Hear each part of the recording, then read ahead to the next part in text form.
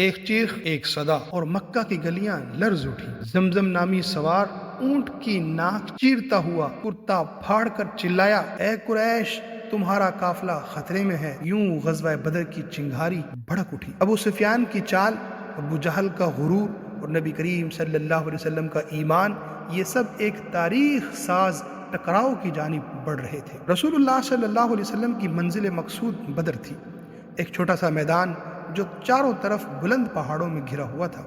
یہی وہ مقام تھا جہاں قریش کے قافلے عام طور پر پڑاؤ ڈالتے تھے۔ نبی کریم صلی اللہ علیہ وسلم نے یہ حکمت عملی بنائی کہ جب قافلہ بدر کے قریب اترے تو مسلمانوں کے دستے اطراف کے راستے بند کر دے تاکہ دشمن بچ کر نہ جا سکے۔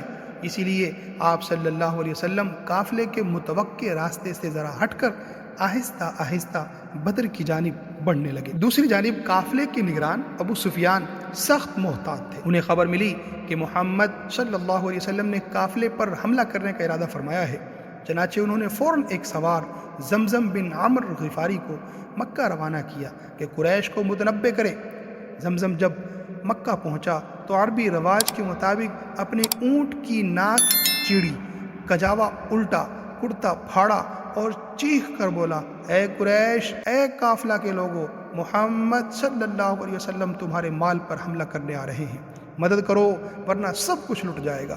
یہ آواز پورے مکہ میں گونج گئی، ہر طرف ہلچل مچ گئی۔ قریش کے سردار بول اٹھے، محمد اور صلی اللہ علیہ وسلم اور ان کے ساتھی سمجھتے ہیں کہ یہ قافلہ بھی پچھلے قافلے کی طرح ہے۔ اللہ کی قسم، اس بار انہیں معلوم ہو جائے گا کہ قریش کون ہے۔ یوں مکہ کا ہر شخص یا تو خود نکل پڑا یا اپنی جگہ کسی کو جنگ کے لیے بھیجا۔ پورے شہر میں تیاریوں کا شور برپا ہو گیا، تلواریں تیز ہوئیں، گھوڑے تیار کیے گئے اور قبائل کو جنگ کے لیے بلایا گیا۔ قریش کے تمام بڑے سردار شامل ہوئے، صرف ابو لہب پیچھے رہا۔ اس نے اپنی جگہ ایک قرضدار کو بھیج دیا۔ صرف قبیلہ بنو عدی ایسا تھا جس نے اس جنگ میں حصہ نہیں لیا۔ جب لشکر تیار ہوا تو ان کی تعداد 1300 تھی، 100 گھوڑے، 600 زریں اور اونٹ بے شمار۔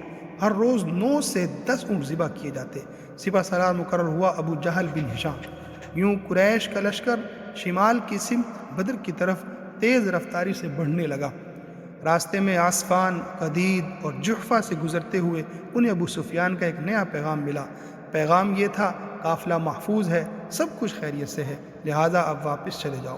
لہٰذا ابو جہل نے غرور میں آ کر کہا، نہیں، ہم واپس نہیں جائیں گے، ہم بدر جا کر قیام کریں گے، اونٹ ذبح کریں گے، شراب پئیں گے اور سارے عرب کو دکھائیں گے کہ قریش کی شان کیا ہے۔